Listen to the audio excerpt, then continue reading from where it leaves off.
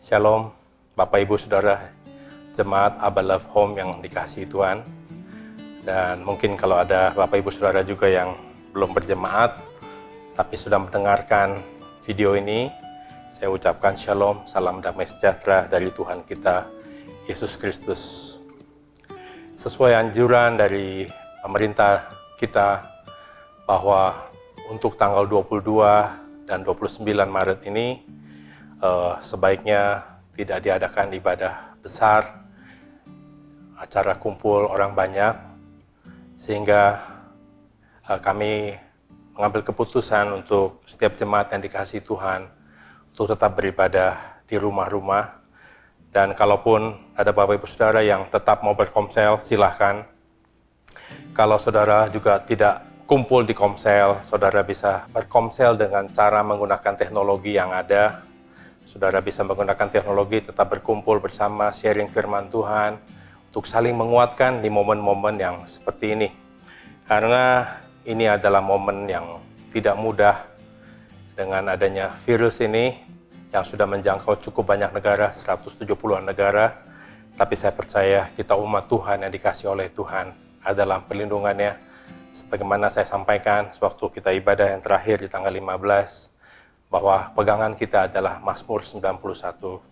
Kalau kita ada di dalam naungan Tuhan, kita ada dalam lindungan Tuhan, maka kita selalu aman. Message hari ini saya mau katakan supaya kita tetap tenang dalam segala situasi. Kenapa? Keadaan kota, keadaan bangsa, keadaan dunia saat ini sedang mengalami banyak sekali masalah. Masalah gempa bumi, bencana alam, sakit penyakit, masalah ekonomi. Semua saat ini sedang terjadi atas negara-negara, bukan hanya bangsa kita Indonesia, tapi ini adalah satu goncangan yang terjadi di seluruh dunia. Dan goncangan ini terjadi bukan hanya orang-orang dunia saja, tapi kita anak-anak Tuhan juga mengalami goncangan. Tapi satu hal yang Tuhan janjikan, Tuhan menyertai anak-anaknya di dalam segala apapun masalah yang muncul saat ini. Tuhan senantiasa menyertai kita dan memberi kita kekuatan. Ya, di mana dalam Yesaya 30 firman Tuhan berkata, dengan bertobat dan tinggal diam, kamu akan diselamatkan. Dalam tinggal tenang dan percaya terletak kekuatanmu. Jadi di dalam masalah seperti ini, di dalam keadaan seperti ini, kita anak Tuhan, tugas kita hanya satu. Kita harus tinggal tenang. Karena firman Tuhan berkata, dalam tinggal tenang itulah terletak kekuatan kita. Karena ketenangan itu ternyata bukan suatu keadaan. Ketenangan itu adalah suatu keputusan. Karena apapun yang terjadi di dunia ini, keadaan bencana apapun, kita mengambil satu sikap, kita mau tenang atau tidak. Disitulah kita waktunya mengambil keputusan untuk kita mau tinggal tenang. Karena firman Tuhan mengingatkan kita, di dalam kita tinggal tenang, ada kekuatan Tuhan bersama dengan kita.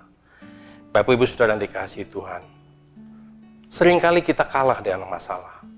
Bukan karena kita lemah, sehingga kita tidak bisa mengalahkan masalah itu. Bukan karena masalah itu terlalu besar, sehingga kita tidak bereskan masalah itu. Tetapi, membuat kita tidak bisa mengalahkan masalah itu adalah karena kita takut, kita khawatir, kita panik. Tatkala kita panik, kita takut, kita khawatir, kita tidak ada kekuatan. Kita tidak bisa mengambil keputusan yang benar sebagai anak Tuhan. Mari kita bersikap tenang. Kita mengambil keputusan untuk tenang di dalam apapun situasi yang sedang terjadi atas kota kita, bangsa kita. Bahkan bukan hanya bangsa kita, tapi bangsa-bangsa di dunia ini. Beberapa negara sedang menutup diri, perekonomian. Kalau kita melihat beberapa mal sudah tutup. Begitu banyak goncangan yang terjadi. Apa yang menjadi keputusan Bapak Ibu Saudara? Kami sebagai pemimpin, kami menghimbau, kami memberitahukan kepada Bapak Ibu Saudara, untuk Bapak Ibu Saudara mengambil satu keputusan, untuk Bapak Ibu mau tinggal tenang. Tenang dan percaya. Kenapa kita mau tenang dan kita mau percaya? Karena Tuhan berjanji bahwa Dia tidak pernah meninggalkan anak-anaknya. Dia selalu menyertai kita, bahkan dalam lembah kekelaman, Tuhan ada bersama dengan kita. Di dalam segala badai kehidupan, Dia tidak pernah meninggalkan kita. Bapak Ibu Saudara saya kasihi, mari kita ambil keputusan untuk kita mau terus tinggal tenang di dalam Tuhan. Dan orang yang tenang di dalam Tuhan, dia bisa datang kepada Tuhan.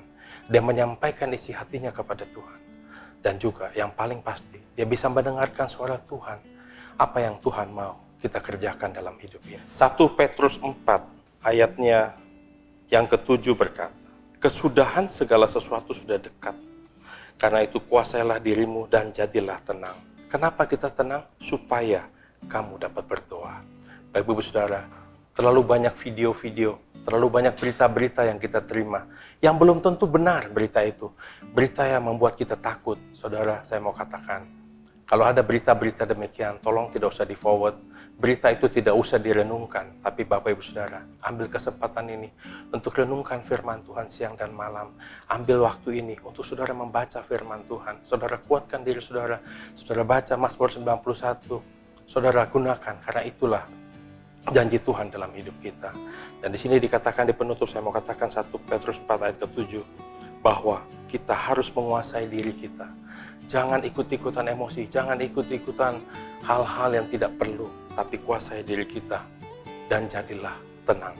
Karena tatkala kita tenang, kita dapat berdoa. Sewaktu kita berdoa kepada Tuhan, kita menyampaikan apa yang kita inginkan kepada Tuhan, dan kita percaya, bahkan sebelum kita katakan, Tuhan sudah tahu apa yang menjadi kebutuhan kita.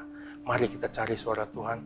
Di momen ini adalah momen yang terbaik. Kita kumpul bersama keluarga. Kita bisa ibadah online dengan teman-teman komsel kita. Mari kita saling menguatkan lewat WhatsApp, lewat sosmed yang ada, biar kita semua dikuatkan.